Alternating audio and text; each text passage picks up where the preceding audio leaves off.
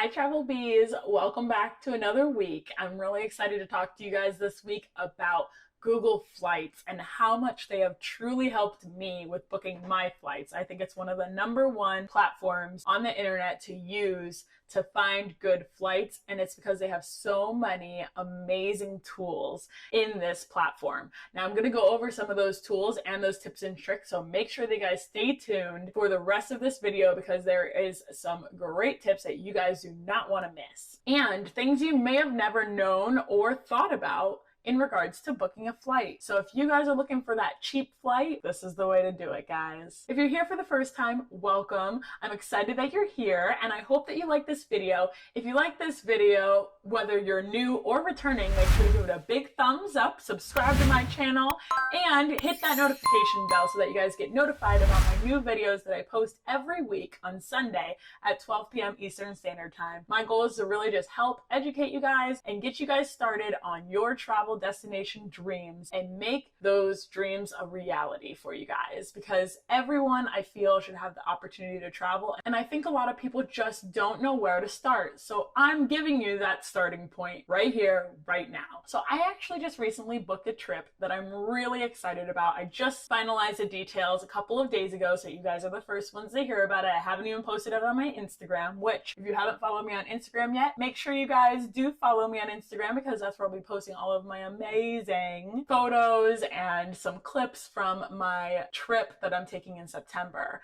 Now I am going to be looking for some video ideas. If there's anything in Colorado, Idaho, and Montana that you guys would love to hear a video on, please leave me a comment below. Let me know what you'd like to hear about because I'm in this for you guys. I want to help you guys and give you guys information that you guys want at the end of the day. I'm actually taking a flight out to Colorado, and then I'll be driving from Colorado to Idaho and Montana. Glacier National Park is my #1 goal for this whole trip. It's going to be about a little over 2 weeks, September 4th to September 20th, and I am thrilled, super excited. In a couple of weeks I'm going to be on that trip, and then I'm actually driving back, so stay tuned for that. But let's get into these Google Flights because there is so much information and I want to make sure that you guys get this information, so stay tuned. I'm going to share my screen that's right behind me so that you guys can follow along with me. So one of the #1 things that I think is the most valuable that comes from Google is that you can input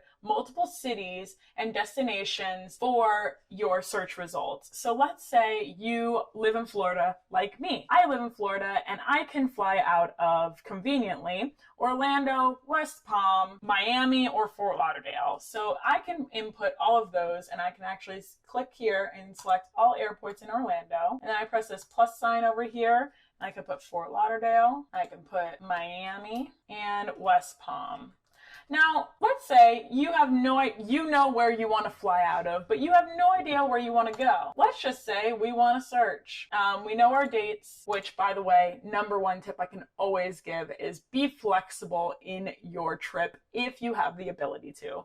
I cannot stress that enough. So let me go ahead and choose a date. So we'll actually use the dates that are right here, September 4th to September 11th. We'll just say a week. So let's say we have no idea where we want to go. We just want to search. You can do that, and look, it's going to show you all of the places in the US, but you can zoom out and you can literally see anywhere that you want to go in the world, right? So let's say we want to look into England or Europe in general. You guys can see from these airports what are the cheapest flights that you can get going into these places. So it's a really cool little tool that you can use to be able to look at these other destinations, and it's still loading, as you guys can see. But there's quite a few options, and as you can see, it's actually not too bad to fly over there right now. Now, these do change all the time, so these can be varying. And once you guys find a place, though, that you really want to go to, you can really tune down and find an amazing price for these areas.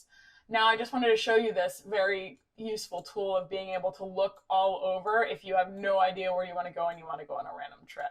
It does the same thing for the US. So you can see exactly where those cheapest flights are. Ooh, Dallas, $63. Might go to Dallas. So that's pretty awesome. Oh, Chicago, $42. Wow. So it's a really great tool just to be able to do that. And just so you guys know, make sure that the first thing that you do is you go to the bottom of this Google Flights. You see it's going to ask you for language. we have it in English. You want to make your country the United States if you're in the United States or wherever country you are in.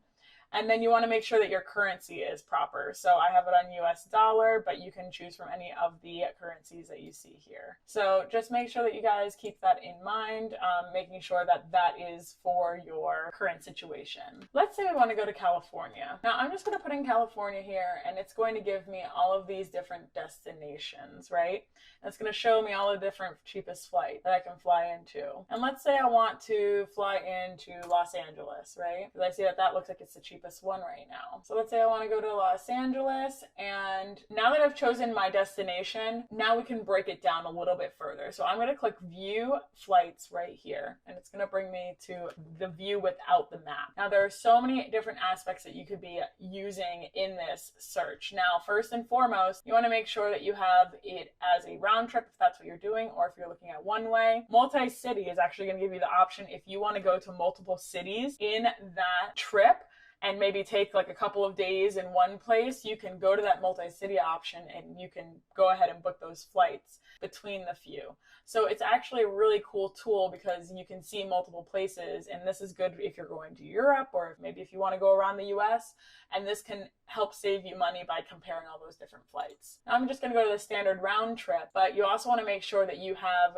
the correct amount of adults that are going with you. You don't want to lose your friend on the way there. You want to make sure that if you need two people, that you have two people on here. I'm just going to do one. And then we have economy or premium economy, business, first class. So these are the things that you want to make sure you're looking at. I'm just looking at the bare bones of a flight, but as you know, I have my multiple destinations in Florida that I am willing to fly out of, and then I've chosen Los Angeles. So you want to make sure you have your dates in there, of course, and these dates you can be flexible with later on. Like I said, being flexible is key to any travel, I believe, because that's how you get those great deals. Now, one of the things, especially when flying domestically within the US, you want to keep this in mind because usually flying internationally, you're going to have bags that are usually going to be included.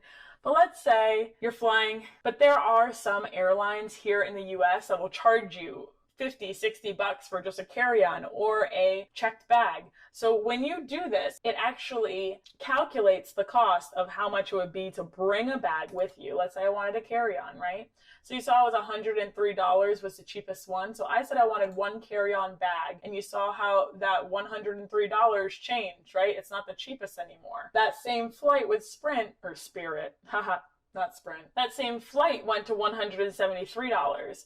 Now it's telling me if I want to go with a carry-on that I should take JetBlue because that's only $149 because JetBlue actually includes your bags with your travel. So those are things that you really want to keep in mind when booking your flights, making sure that you have the proper baggage on here because that can impact your flights, especially with how flights are nowadays by charging you for every little thing. Now, if you're very picky and you don't want a certain amount of stops, if you only want nonstop or if you want one stop or fewer or two stops or fewer, you can go ahead and select that here. I keep it open because I don't mind layovers. I think that they're fun, and if they're long enough, I actually have an opportunity to be able to check somewhere else out new. So I'm not opposed to those. If you have selective airlines that you want to choose from, you can choose those here, and you can select the only button so that it only shows you the options for that. But as you see, there's a lot of different airlines that these are compared to. I always keep them on all of them because I like seeing all the different deals. Price, if you have a price range that you're trying to, hit, you can hit under 700 or whatever it might be, but I just do any price range because Google's going to automatically sort the cheapest and best option. Now, times, let's say that you want to depart at between a specific time. Now, that could greatly affect your trip. So let's say you have to be arriving there at a certain time because you have a meeting or something. This is where that's going to come into play. But I always keep these clear because I like to get that best deal. You can also do the same for your return. And then right here, connecting airports. So let's say you want a layover duration. You don't want a layover to be more than 4 hours. You can go ahead and put that in here. But like I said earlier, I like to keep my layovers open because it's another way for me to be able to travel and see new places if I have a long enough layover. Then you can click the more button here and it will ask you how long you want your actual flight duration to be. So this includes all of the time and your layovers. So your time on the flight and your layovers, which can be very beneficial if you're traveling to Europe. So if you're traveling to Europe, you're more likely to fall into those really long layovers, which again, like I said, when it's a long layover, that can be beneficial for you because you can go check out that new city if it's long enough. But beware, if it's too long and you're traveling with kids or you don't feel comfortable sleeping at the airport or whatever it might be, then you might have to get a hotel room, and you don't want that to be offsetting the savings that you're getting with the flight, right? So make sure to keep that in mind as well. So right here, this separate tickets portion is actually going to show you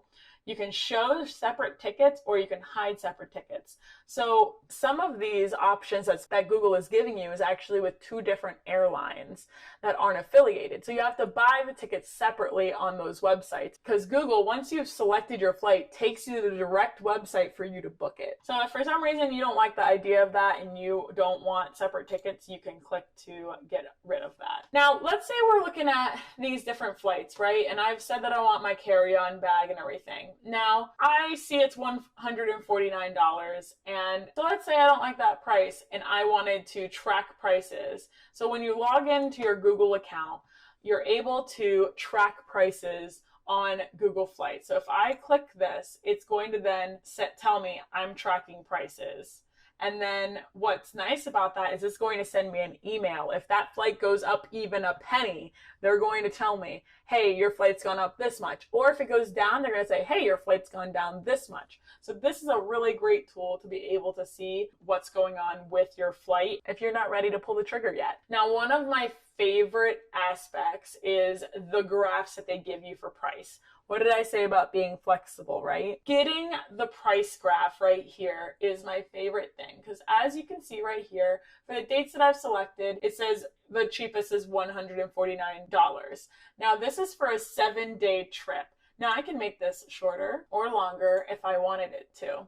And it's going to tell me in graph form where is going to be the cheapest flight. So here was $149, but if I wanted to leave on September 12th, to September 19th on a 7-day trip, it's telling me that the cheapest flight would be $100, $101.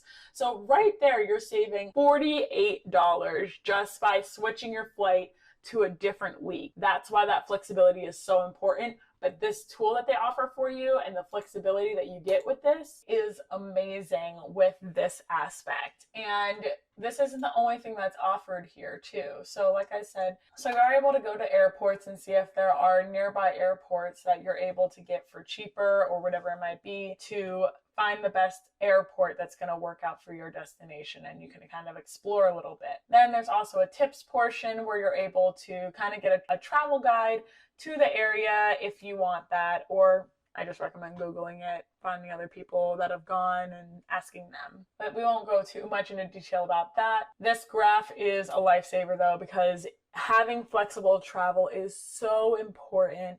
This is how you save money and get those deals. Now, there's a date grid as well that you can utilize, and this shows you, let's say if I were to leave on Friday and get back on Monday. So it kind of gives you a x-axis and y-axis of what you can find that's going to be cheaper and what's going to be more expensive. Now, the red is obviously bad. You don't want red. And the green is good, wherever this coincides. So this is Sunday, September 13th, I'd be leaving, me getting back on September 17th. So this kind of gives you a better idea if you are looking at having a little bit shorter of a trip or a little bit longer of a trip. It's really a great tool to be able to use. And then the price graph comes right here too. So this tool itself is very, very valuable and something that I utilize a lot when purchasing tickets, because having that flexibility is what's going to save you money in the long run. And that's what we all want to do, right? We all want those super cheap flights to get us places. Now, you might be asking, what is this $101 or this $105? All of these prices here, does that include tax? The answer is yes. This is an all-inclusive cost. So this is including remember what we talked about earlier, the bags. So this is including the bags that you're getting. This is including your ticket and the taxes, because what Google's going to do is take you directly to their website to fill out all of the information that you need to, and then you would be booking this ticket directly with the vendor. So it's really a great way to get these amazing deals because they sort throughout all of them. Now, the next thing that's going to happen when you're booking this flight is you are going to go and you're going to click on the flight that you want. Now, currently you're going to be choosing for the trip on the way there. So you're selecting the time on the way there, which would be, let's say we're going to do 9 a.m. to 10 a.m. So that's a nonstop. We're choosing that one. Now it's going to tell us the best returning flight. This is how we would keep that $101. But if for some reason this time doesn't work out for us, then we can choose another flight. Now it does limit you a little bit. You're going from a nonstop to now a 2-stop if this time doesn't work for you. So you do have to keep those aspects in mind. When you click this, then you're able to look at these drop downs and see all of the different breakdowns for your flight. So you'll be able to see, okay, this one is a direct flight. This is an average leg room with Wi-Fi, in-seat power, etc.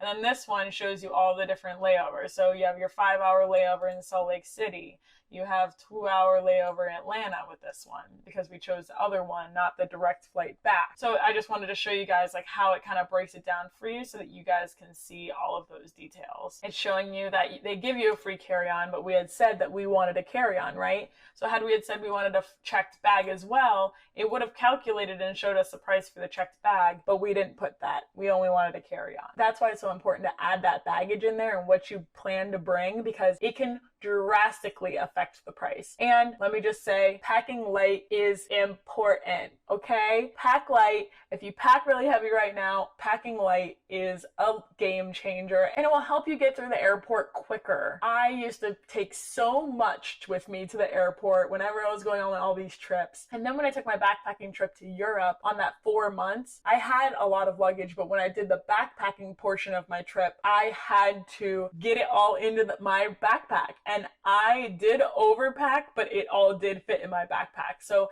now I take my backpack with me everywhere. If I'm just going on a camping trip or if I'm going to Colorado like I am in September, I'm bringing my backpack and my backpack is going to be packed effectively. That's another video that I'm planning to make, so make sure you stay tuned for that. But let's get back into this right here. So now specifically when you come down to the bottom here, it's going to show you this is $110 low for economy. Now this little graph shows you green, yellow, and red, what people are averagely paying for this type of flight and what type of deal you're getting. So as you can see, prices are $191 cheaper than usual. So that is a very good price for the flight. Now we do know we're in COVID times, so flights be cheap, but still a great deal, and there's so many ways to get out there and travel. And then you book from there. So it's pretty self-explanatory and easy. Google Flights is such a valuable tool to have in your tool belt when you are going to travel. These flight tools really help you get an idea of what travel is looking like, what prices are looking like, and how you can be flexible with those prices to get what you want out of your flight. I do just want to mention one last little tip when booking flights and such like that. Now, if you're booking to another country, especially in Europe, you have to keep in mind that there are so many transportation options in Europe. Even if you fly into another city or country, sometimes that can be beneficial to getting you a really good deal. So let's say you're trying to book a flight to Norway and it's really expensive, even with the connecting flights and such like that. Sometimes you can take a flight into Germany or a nearby country, and the transportation in Europe is truly amazing. There are so many aspects that you can use. They have so many ways for you to get around that are convenient and affordable. There's train, plane, and bus. There are different planes over there that you guys can utilize, like they're smaller planes that are really affordable compared to the US. I have taken a trip once from England to Denmark for 12 pounds, which is equivalent to about $15, $16 here in the US, which is insane. We don't see trips for that low here in the US. Guys, getting over there is the biggest part. Just getting there. And I did create a video on transportation in Europe, So if you guys are curious about transportation and what it is over there and what it looks like, go ahead and check out my video on transportation in Europe. I'll link it above and in the description below so that you guys have access to that, which has amazing information on what you guys can utilize when you guys are over there. So that's pretty much what I wanted to share with you guys today. I hope that these tips for Google Flights have really helped you. I know that they've helped me so much, and I just wanted to pass that along to you guys. So I hope you guys have an amazing rest of your week. Don't forget, if you liked this video, give it a big thumbs up. Subscribe to my channel, and don't forget to hit that notification bell so that you are notified of those videos that I post every week on Sundays at 12 p.m. Eastern Standard Time. I also have a Travel Tip Tuesday that I host every Tuesday at 7 p.m. Eastern Standard Time, and that has a new guest on from traveling industry or just traveler in general, and we talk about travel and what's changing and what is out there to go explore. So guys, I hope you guys have an amazing week, and I will see you guys next week. Thanks so much. Bye.